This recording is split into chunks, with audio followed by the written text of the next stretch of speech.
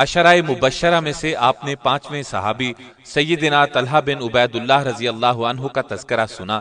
لیجئے اب ہم آپ کو چھٹے صحابی سیدنا زبیر بن عوام رضی اللہ عنہ کے حالات سناتے ہیں۔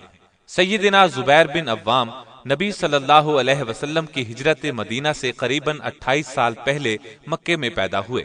ماں باپ نے نام زبیر رکھا۔ نبی صلی اللہ علیہ وسلم نے آپ کا یہی نام پسند فرمایا۔ کنیت ابو عبداللہ تھی۔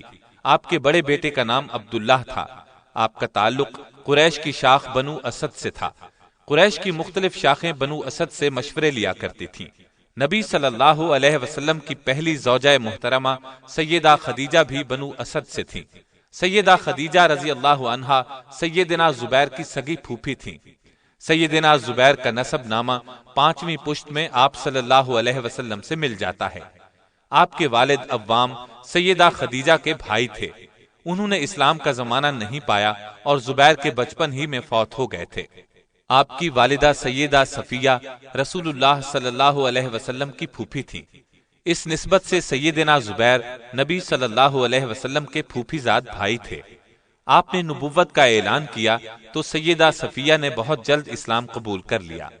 بہت دانا اور بڑی بہادر خاتون تھیں۔ اپنے بیٹی کی پرورش بہت اچھے انداز سے کی۔ انہیں اللہ کا ایک نڈر اور بہادر سپاہی بنایا۔ آپ ہجرت کر کے مدینے گئے تو والدہ بھی ساتھ تھیں۔ غزوہ احد میں ان کے بھائی سیدنا حمزہ شہید ہو گئے تو انہیں بہت صدمہ ہوا، لیکن انہوں نے صبر سے کام لیا۔ خندق کی لڑائی میں نبی صلی اللہ علیہ وسلم نے عورتوں اور بچوں کو انصار کے قلعے میں بھیج دیا تھا تاکہ یہودی انہیں نقصان نہ پہنچا سکیں۔ ایک دن ایک یہودی مسلمانوں کی جاسوسی کرنے کے لیے قلعے کی طرف آ نکلا۔ سیدہ صفیہ نے ایک لکڑی ہاتھ میں لی، قلعے سے باہر نکلی اور اس یہودی کے سر پر اس زور سے رسید کی کہ وہ وہیں ڈھیر ہو گیا۔ ہجرت کے 11ویں سال نبی صلی اللہ علیہ وسلم نے ان کے سامنے وفات پائی۔ یہ ان کی زندگی کا سب سے بڑا صدمہ تھا۔ انہوں نے سیدنا عمر فاروق کے زمانہ خلافت میں وفات پائی۔ اس وقت ان کی عمر 73 سال تھی۔ سیدنا زبیر بن عوام اور ان کی والدہ سیدہ صفیہ ابتدائی چند ماہ کے اندر ایمان لانے والوں میں شامل ہیں۔ آپ کی عمر اس وقت صرف 15 سال تھی۔ اسلام لانے سے پہلے بھی انہیں اپنے ماموزاد بھائی محمد صلی اللہ علیہ وسلم سے بہت محبت تھی۔ اسلام لانے پر تو رسول اللہ صلی اللہ علیہ وسلم سے آپ کی محبت اس قدر بڑھ گئی کہ نبی صلی اللہ علیہ وسلم پر ہر وقت اپنی جان نچھاور کرنے کے لیے تیار رہتے تھے۔ ایک دن مکے میں یہ خبر مشہور ہو گئی کہ مکے کے کافروں نے رسول اللہ صلی اللہ علیہ وسلم کو گرفتار کر لیا ہے یا شاید شہید کر دیا ہے۔ یہ خبر سنتے ہی سیدنا زبیر تڑپ کر اٹھے، ننگی تلوار ہاتھ میں لی اور بھاگ کر نبی صلی اللہ علیہ وسلم کے گھر پہنچ گئے۔ وہاں نبی صلی اللہ علیہ وسلم خیر و عافیت کے ساتھ تشریف فرما تھے۔ یہ دیکھ کر اطمینان کا سانس لیا۔ نبی صلی اللہ علیہ وسلم نے ان سے دریافت فرمایا، خیر تو ہے، یہ ننگی تلوار کس لیے ہاتھ میں پکڑ رکھی ہے؟ انہوں نے عرض کیا کہ میرے ماں باپ آپ پر قربان ہوں، میں نے سنا تھا کہ دشمنوں نے نبی صلی اللہ علیہ وسلم کو گرفتار کر لیا ہے یا شاید نبی صلی اللہ علیہ وسلم کو شہید کر دیا گیا ہے۔ ان کی یہ بات سن کر نبی صلی اللہ علیہ وسلم نے فرمایا، اگر ایسا ہوتا تو تم کیا کرتے؟ اس پر سیدنا زبیر نے عرض کیا، اے اللہ کے رسول، اللہ کی قسم میں ان سے لڑتا، اس قدر لڑتا کہ شہید ہو جاتا۔ یہ سن کر نبی صلی اللہ علیہ وسلم بہت خوش ہوئے اور انہیں دعا دی۔ یہ پہلی تلوار تھی جو اللہ کے راستے میں اور اللہ کے نبی کی حمایت میں بلند ہوئی تھی، اور اسے بلند کرنے کا شرف نوجوان زبیر کو حاصل ہوا۔ جب تک سیدنا زبیر اسلام نہیں لائے تھے اس وقت تک ان کا چچا نوفل بن خویلد ان پر بہت مہربان رہا، لیکن ادھر آپ نے اسلام قبول کیا، ادھر اس نے آپ پر ظلم شروع کر دیا۔ وہ آپ کو چٹائی میں لپیٹ دیتا اور آگ سلگا کر اس کی دھونی دیتا، پھر ان سے کہتا اپنے باپ دادا کے مذہب کی طرف پلٹ آ، نیا دین چھوڑ دے۔ سیدنا زبیر ہر بار یہی جواب دیتے، ہرگز نہیں، یہ نہیں ہو سکتا۔ چچا کے علاوہ مکے کے دوسرے کافر بھی ان سے اچھا سلوک نہیں کرتے تھے۔ اس طرح انہوں نے کئی سال تک دین کے لیے سختیاں برداشت کی، یہاں تک کہ آپ نے سب سے پہلے حبشہ کی طرف ہجرت کرنے والوں کا ساتھ دیا۔ درمیان سے یہ مسلمان حبشہ سے واپس بھی آئے اور پھر حبشہ چلے گئے۔ اس مرتبہ 100 سے زیادہ مسلمان مرد اور عورتیں حبشہ چلے گئے۔ حبشہ کی طرف ہجرت کر جانے والے مسلمانوں میں سے ایک جماعت تو خیبر کی لڑائی تک حبشہ میں رہی اور 7 ہجری کے شروع میں حبشہ سے مدینہ منورہ پہنچی، لیکن 40 کے قریب مرد اور عورتیں نبی صلی اللہ علیہ وسلم کے مدینے کی طرف ہجرت کرنے سے پہلے مکے واپس آ گئے۔ ان میں سیدنا زبیر بھی شامل تھے۔ انہوں نے مکے واپس آ کر تجارت شروع کر دی۔ اسی زمانے میں ان کی شادی سیدنا ابو بکر کی بڑی بیٹی سیدہ اسما سے ہو گئی۔ آپ نبی صلی اللہ علیہ وسلم سے پہلے مکہ نہ چھوڑ سکے۔ اس کی وجہ یہ تھی کہ ان دنوں ایک تجارتی قافلے کے ہمراہ شام گئے ہوئے تھے۔ شام سے واپس لوٹے تو رسول اللہ صلی اللہ علیہ وسلم سیدنا ابو بکر کے ساتھ مدینے جا چکے تھے۔ راستے میں ایک مقام پر ان کی ملاقات سیدنا زبیر سے ہوئی۔ سیدنا زبیر نے سفید کپڑے نبی صلی اللہ علیہ وسلم کو پیش کیے۔ پھر نبی صلی اللہ علیہ وسلم سے رخصت ہو کر زبیر مکے پہنچے اور اپنی والدہ سیدہ صفیہ کے ہمراہ مدینے کی طرف ہجرت کی۔ یہ آپ کی تیسری ہجرت تھی۔ اس وقت آپ کی عمر 28 سال تھی۔ بھائی چارے کے موقع پر رسول اللہ صلی اللہ علیہ وسلم نے سیدنا سلمہ بن سلامہ انصاری کو آپ کا بھائی بنایا۔ یہ بھی بہت اونچے درجے کے صحابی تھے۔ مدینے میں آنے کے کئی ماہ بعد تک کسی مہاجر کے ہاں کوئی اولاد نہ ہوئی۔ اس پر یہودیوں نے یہ خبر اڑا دی کہ ہم نے مسلمانوں پر جادو کر دیا ہے، اس لیے ان میں سے کسی کے ہاں اولاد نہیں ہو رہی۔ ہجرت کے پہلے سال کے آخر میں اللہ تعالیٰ نے سیدنا زبیر کو ایک چاند سا بیٹا عطا کیا۔ مدینے میں یہ خبر پھیلی تو سب مسلمانوں نے جمع ہو کر خوشی ظاہر کرنے کے لیے تکبیر کے نعرے لگائے۔ مدینے کے پہاڑ ان کے نعروں سے گونج اٹھے۔ یہودیوں کے منہ لٹک گئے۔ سیدہ اسما بچے کو نبی صلی اللہ علیہ وسلم کی خدمت میں لائیں۔ نبی صلی اللہ علیہ وسلم نے ایک کھجور منگوائی، اس کو چبا کر بچے کے منہ میں ڈالی، بچے کے لیے دعا کی۔ اس بچے کا نام عبداللہ رکھا گیا۔ بڑے ہونے پر انہوں نے تاریخ میں بڑا نام پایا۔ سیدنا زبیر شروع سے آخر تک تمام غزوات میں نبی صلی اللہ علیہ وسلم کے ساتھ رہے۔ بدر کی لڑائی پیش آئی، آپ نے اس روز سر پر زرد امامہ باندھ رکھا تھا۔ اس شان سے لڑے کہ جدھر کا رخ کیا دشمن کی صفیں الٹ دی۔ ایسے میں کافروں میں سے ایک بڑے پہلوان نے ایک ٹیلے پر چڑھ کر پکارا، کوئی ہے جو میرے مقابلے میں آئے؟ اس وقت سیدنا زبیر نبی صلی اللہ علیہ وسلم کے نزدیک ہی موجود تھے۔ نبی صلی اللہ علیہ وسلم نے ان سے مخاطب ہو کر فرمایا، اے صفیہ کے بیٹے، اس کافر کے مقابلے پر جاؤ۔ سیدنا زبیر حکم ملتے ہی اس کی طرف جھپٹے، ادھر وہ بڑھا، دونوں گتھم گتھا ہو گئے۔ دونوں بڑے طاقتور تھے، ایک دوسرے کو نیچے گرانے کی کوشش کر رہے تھے۔ جلد ہی دونوں ٹیلے سے نیچے گر پڑے۔ اب کافر نیچے تھا، یہ اس کے اوپر۔ بجلی کی سی تیزی سے تلوار اس کی گردن پر ماری۔ کافر اپنے خون میں نہا گیا۔ اس کے جہنم رسید ہونے پر کافروں کی طرف سے ایک اور نامی گرامی بہادر عبیدہ بن سعید آپ کے مقابلے پر آیا۔ اس نے سر سے پیر تک زرہ پہن رکھی تھی، صرف اس کی آنکھیں نظر آ رہی تھیں۔ اس کا دعویٰ تھا کہ اس کا مقابلہ کرنے والا اس کے ہاتھ سے بچ نہیں سکتا۔ سیدنا زبیر نے تاک کر برچھی اس کی آنکھ میں ماری، وہ فوراً زمین پر گرا اور تڑپ تڑپ کر مر گیا۔ آپ نے اپنی برچھی کو اس کی لاش پر پاؤں رکھ کر نکالا۔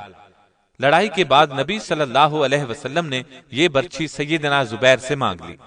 نبی صلی اللہ علیہ وسلم کے بعد یہ برچھی سیدنا ابو بکر صدیق کے پاس رہی، ان کے بعد سیدنا عمر فاروق اور پھر سیدنا عثمان کے پاس رہی۔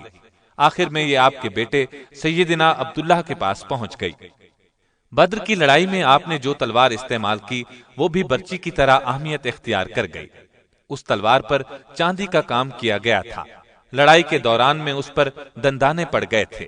یہ تلوار زبیر کے خاندان میں مدتوں محفوظ رہی۔ اس لڑائی میں آپ کے کندھے پر گہرا زخم آیا، اس کے ٹھیک ہونے پر وہاں ایک گڑھا سا بن گیا۔ ان کے بیٹے عروہ بچپن میں اس گڑھے میں انگلیاں ڈال کر کھیلا کرتے تھے۔ احد کی لڑائی میں سیدنا زبیر نے کافروں کے ایک نامی بہادر کلاب بن طلحہ کو قتل کیا۔ اس کے بعد دوسرے مسلمانوں سے مل کر ایسی بہادری سے لڑے کہ کافروں کا منہ پھر گیا۔ پھر جب تیر اندازوں کی غلطی سے کافروں نے ایک بار پھر اچانک حملہ کیا تو مسلمانوں کے پاؤں اکھڑ گئے۔ اس وقت جو جانثار جم کر کھڑے رہے ان میں زبیر بن عوام بھی تھے۔ ہجرت کے 5ویں سال خندق کی لڑائی پیش آئی۔ کافروں کا ایک نامی پہلوان خندق عبور کرنے میں کامیاب ہو گیا۔ اس نے مسلمانوں کو للکارا، کسی میں ہمت ہے تو میرے مقابلے پر آئے۔ سیدنا زبیر نے اس کی پکار سنی تو فوراً آگے بڑھے، تلوار کا ایک بھرپور وار اس پر کیا، وہ 2 ٹکڑے ہو کر زمین پر گر پڑا۔ اسی زمانے میں مدینے میں آباد یہودیوں کے ایک قبیلے بنو قریظہ نے غداری پر کمر باندھی۔ اس قبیلے کا مسلمانوں سے معاہدہ تھا کہ مدینے پر کسی دشمن نے حملہ کیا تو وہ مسلمانوں کے ساتھ مل کر اس کا مقابلہ کریں گے، لیکن جب دشمنوں نے حملہ کیا تو بنو قریظہ ان کے ساتھ مل گئے۔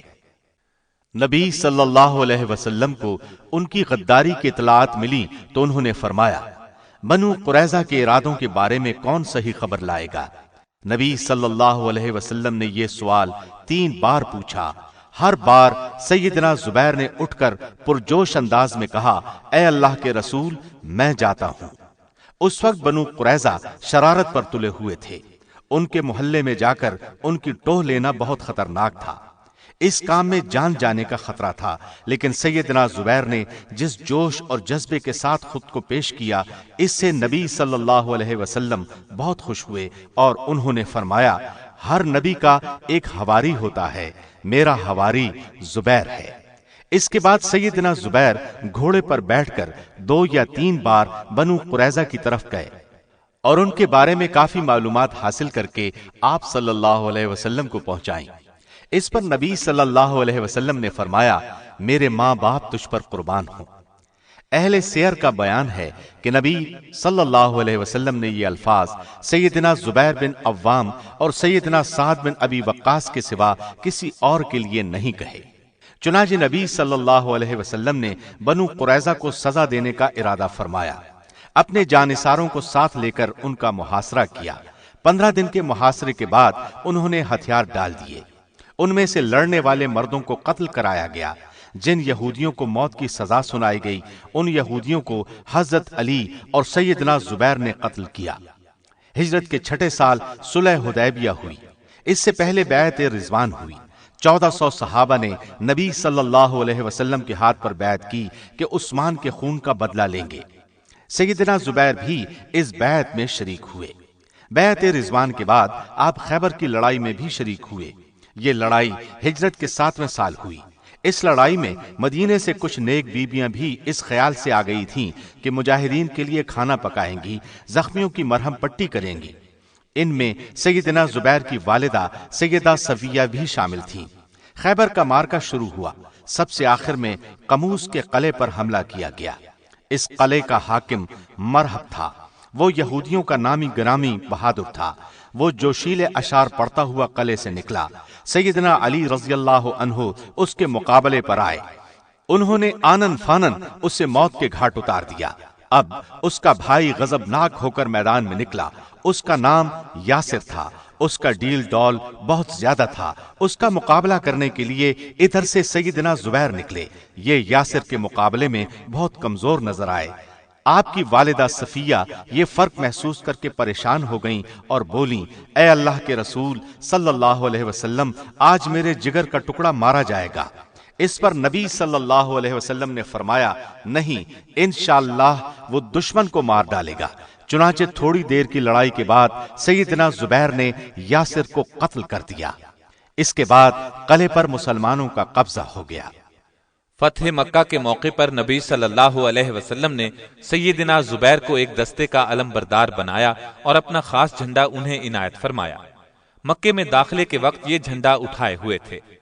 مکے کی فتح کے بعد جب ہر طرف امن ہو گیا تو سیدنا زبیر اور سیدنا مقداد اپنے اپنے گھوڑوں پر سوار نبی صلی اللہ علیہ وسلم کی خدمت میں حاضر ہوئے۔ اس موقع پر انہیں یہ عزت ملی کہ نبی صلی اللہ علیہ وسلم نے اٹھ کر ان کے چہروں سے گرد صاف کی۔ حنین کی لڑائی میں بھی آپ شریک ہوئے اور نہایت بہادری سے لڑے۔ ایک موقع پر بہت سے کافر اچانک چٹان کے پیچھے سے نکل کر ان پر ٹوٹ پڑے۔ آپ نے تنے تنہا ان سے مردانہ وار مقابلہ کیا اور جلد ہی انہیں بھاگنے پر مجبور کر دیا۔ حنین کے بعد نبی صلی اللہ علیہ وسلم نے طائف کا محاصرہ کر لیا۔ یہ محاصرہ تقریباً 3 ماہ جاری رہا۔ سیدنا زبیر برابر اس دوران میں نبی صلی اللہ علیہ وسلم کے ساتھ رہے۔ تبوک کی مہم میں بھی آپ ساتھ تھے۔ ہجرت کے 10ویں سال آپ حج کے لیے مکے تشریف لے گئے۔ سیدنا زبیر سمیت 1 لاکھ سے زائد مسلمان آپ کے ساتھ تھے۔ اس حج کے جلد ہی بعد آپ اس دنیا سے رخصت ہو گئے۔ آپ کے بچھڑنے کا غم سیدنا زبیر کو بھی دوسرے صحابہ کی طرح بہت زیادہ ہوا۔ یہ ان کی زندگی کا سب سے بڑا صدمہ تھا۔ اس کے بعد دنیا کے کاموں میں ان کی دلچسپی بہت کم ہو گئی۔ ابو بکر صدیق کی خلافت کا زمانہ آپ نے خاموشی سے گھر بیٹھ کر گزارا۔ پھر سیدنا عمر فاروق کی خلافت میں ان سے اجازت لے کر اپنے بڑے بیٹے عبداللہ کے ساتھ شام کے محاذ پر چلے گئے۔ اسلامی لشکر میں شامل ہو کر جہاد کرتے رہے۔ رومیوں کے خلاف سب سے بڑی لڑائی یرموک کی تھی۔ اس جنگ میں رومی عیسائیوں کی تعداد قریباً 3 لاکھ تھی، جبکہ مسلمان قریباً 40,000 تھے۔ مقابلہ سخت تھا۔ اس جنگ میں سیدنا زبیر نے شاندار کارنامے انجام دیے۔ لڑائی کے دوران ایک موقع پر کچھ ساتھیوں نے کہا، اے ابو عبداللہ، اگر آپ دشمنوں کی صفیں توڑ کر ان کے درمیان سے آگے نکل جائیں تو ہم بھی آپ کا ساتھ دیں گے۔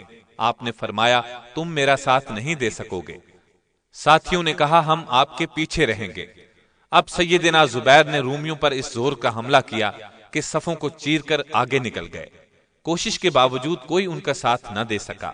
جب یہ واپس آنے لگے تو رومیوں کے ایک گروہ نے انہیں گھیر لیا۔ انہوں نے ڈٹ کر ان کا مقابلہ کیا۔ اس مقابلے میں انہیں کندھے پر زخم آئے، پھر بھی ان کے گھیرے سے نکل آئے۔ یہ زخم اتنے گہرے تھے کہ ٹھیک ہو جانے کے بعد گڑھے رہ گئے۔ ایسا ہی ایک زخم انہیں بدر کی لڑائی میں لگا تھا۔ آپ کے بیٹے عروہ بچپن میں ان میں انگلیاں ڈال کر کھیلا کرتے تھے۔ شام کے محاذ پر سیدنا عمرو بن عاص موجود تھے۔ انہوں نے مصر پر چڑھائی کی، چھوٹے چھوٹے شہر فتح کیے۔ ایک قلعہ قصر شمع رہ گیا، وہ بہت مضبوط تھا۔ اس میں مصریوں کی فوج بھی بہت تھی، جبکہ عمرو بن عاص کے پاس فوج بہت کم تھی۔ انہوں نے امیر المومنین سیدنا عمر فاروق رضی اللہ عنہ سے مدد مانگی۔ آپ نے 4000 فوج 4 سالاروں کے ساتھ روانہ کی۔ سالاروں کے نام یہ تھے: سیدنا زبیر، سیدنا عبادہ بن صامت، سیدنا مقداد بن اسود، سیدنا مسلمہ بن مخلد۔ آپ نے عمرو بن عاص کو یہ خط بھی لکھا: ان سالاروں میں سے ہر سالار 1000 سوار کے برابر ہے، اس لیے اس فوج کو 8000 سمجھنا۔ جب یہ فوج عمرو بن عاص کے پاس پہنچی تو انہوں نے سیدنا زبیر کو سپہ سالار بنا لیا، کیونکہ وہ دینی مرتبے کے لحاظ سے سب سے بڑے تھے اور جنگ کے میدان میں بھی اپنا لوہا کئی بار منوا چکے تھے۔ انہوں نے گھوڑے پر سوار ہو کر قلعے کے چاروں طرف چکر لگایا۔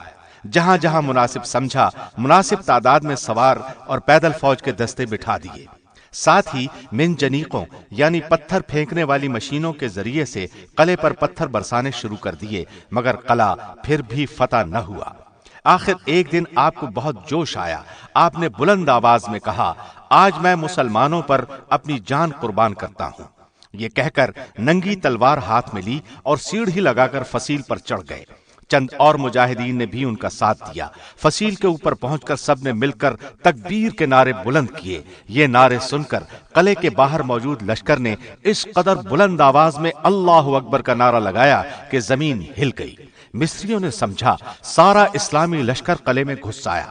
ان کے ہاتھ پاؤں پھول گئے، وہ بھاگنے کا راستہ تلاش کرنے لگے۔ اتنے میں سیدنا زبیر نے فصیل سے نیچے اتر کر قلعے کا دروازہ کھول دیا۔ پوری اسلامی فوج قلعے میں داخل ہو گئی۔ اب تو مصریوں کی ہمت بالکل جواب دے گئی، ہتھیار پھینک دیے اور صلح کی درخواست کی۔ سیدنا عمرو بن عاص نے یہ درخواست منظور کر لی اور عیسائیوں کو امان دے کر قلعے پر قبضہ کر لیا۔ بعد میں اس قلعے کے قریب ایک بڑا شہر آباد کیا، وہ فسطاط کے نام سے مشہور ہوا۔ اس کے بعد اسکندریہ فتح ہوا، اس میں بھی سیدنا زبیر نے حصہ لیا۔ 27 ذی الحج کو سیدنا عمر پر قاتلانہ حملہ ہوا۔